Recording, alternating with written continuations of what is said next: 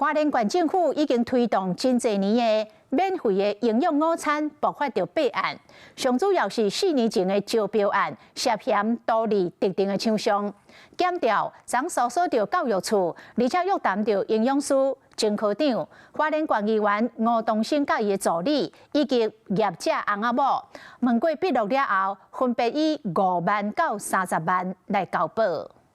縣府還提升了肉品質量。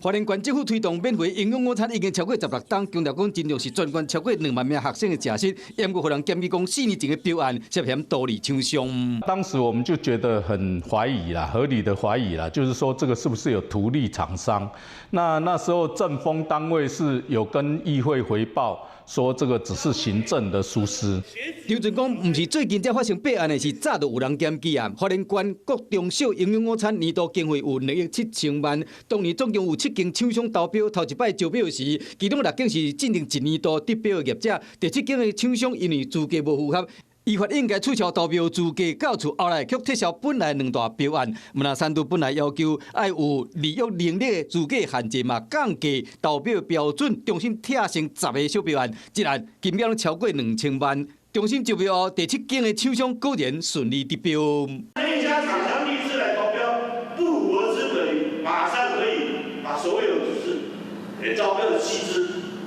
的條件全部刪掉。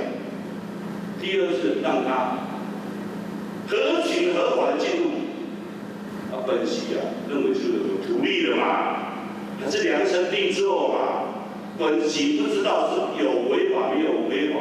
還是民意代表介入？整個過程都是依法辦理。頭一波約談行動包括教育處前科長主要承辦的營養師、縣議員吳東升甲伊的助理，以及一對翁仔某，因是業者。這6人分別依照貪污圖利罪，以5萬到30萬塊交保。本案已經進入司法偵辦階段，那我們花蓮縣政府也會全力配合來檢調、來釐清事實。檢方表示，目前是頭一波約談，所前行動要繼續的進行，不排除繼續擴大的偵辦，要維護學生的實案權益。Hello， 我是張新文，想要搶先掌握最及時的新聞資訊嗎？趕快訂閱、按讚、開啟小鈴鐺，鎖定華視新聞 YouTube 頻道。